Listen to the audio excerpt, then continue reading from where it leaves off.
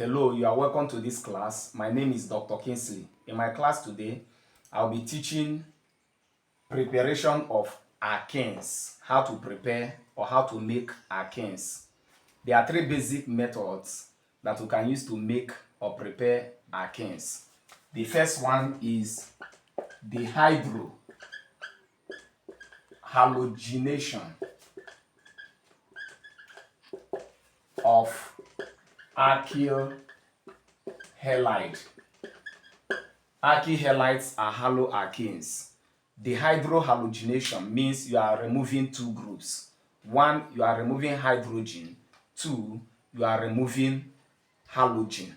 Let me say, for example, when we have CH3, CH, okay, H, you have CH, Cl, and what? And H. This is an alkylhalide, okay? That is a chloro, okay, propane, okay? That is the name of the compound, an alkylhalide. Now, if we want to remove hydrogen and halogen, we can remove this hydrogen and this what? Halogen.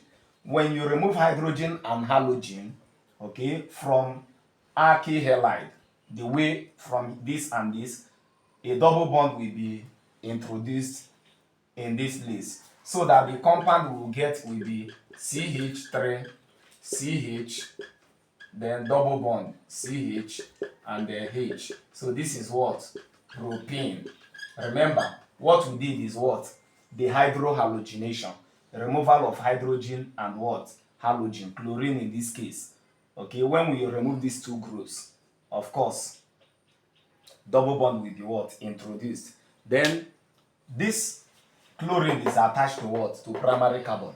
What of if the halogen is attached to secondary carbon? What will happen? Now let us see that case.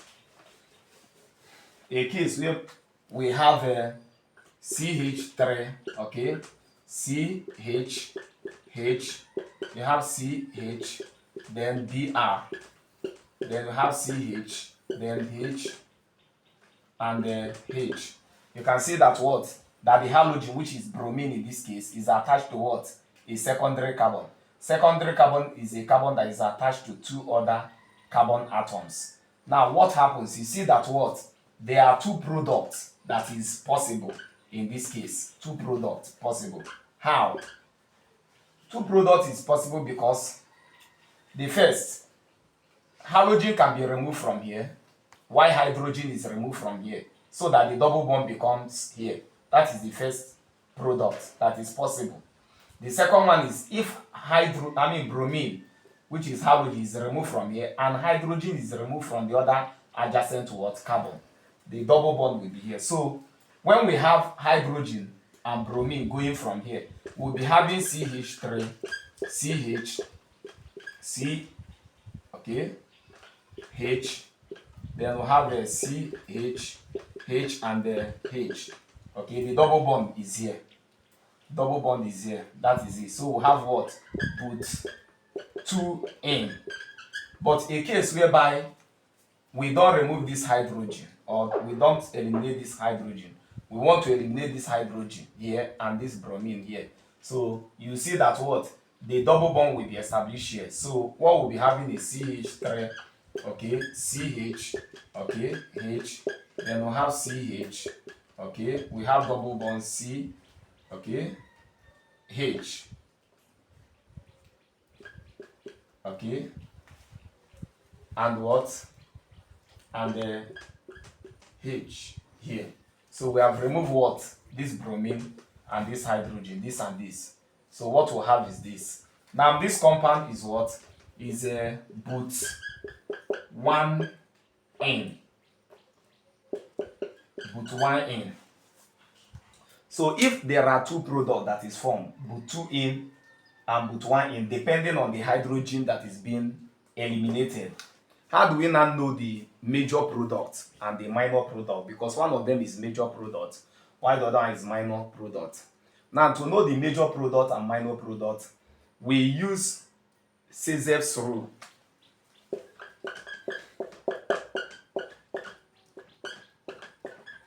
So Cezeff's rule. Cezeff is a Russian chemist.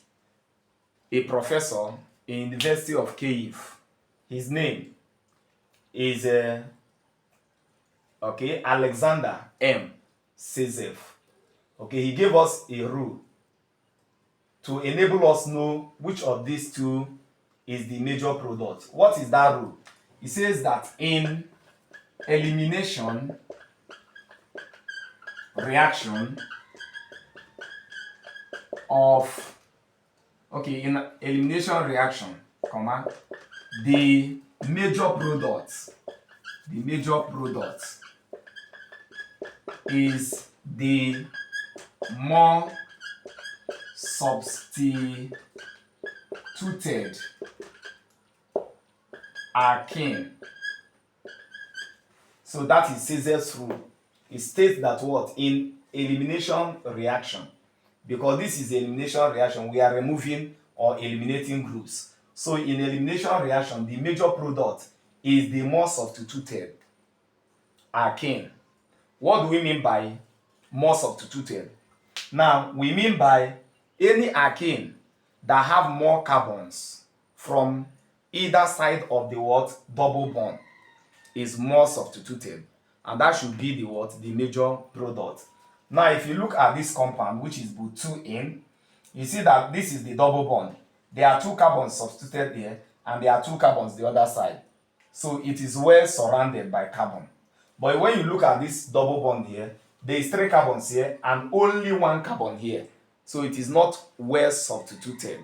So the more substituted alkene is the alkene with more carbon from either side of the double bond.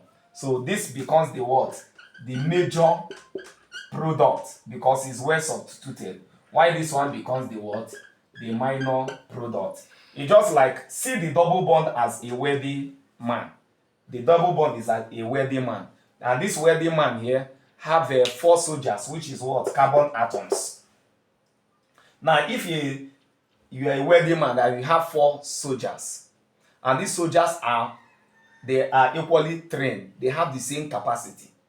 Now, will you put 3 soldiers one side and 1 soldier, which is 1 carbon, the other side, knowing that your enemy can come from any side?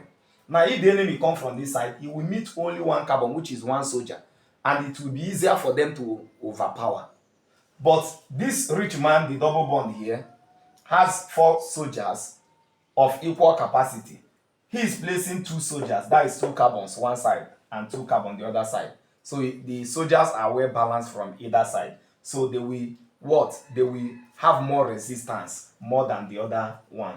So that is what Cezev is saying. Then number 2, another way we can prepare alkenes. Another way we can prepare alkenes is hydration. Dehydration of alkanols. Dehydration simply means removal of water from alkanols. Now, anytime you remove water, that is OH group and hydrogen group, which is water, from alkanols, you get the alkenes. So if you have CH, then we have CH, and this is OH. The compound is ethanol. Now, we want to remove water from ethanol, we need a dehydrating agent, which is conc H2SO4. Conc H2SO4. Now, to remove water, we remove OH and H here. 2 of them will form water. But when we eliminate 2 groups, they must be double bond. So what we now have is H, double bond C, H, and H, which is ethene. So elimination of water from ethanol will give me ethene. So elimination of water from propanol will give me propane. Elimination of water from butanol will give me butane, and so on.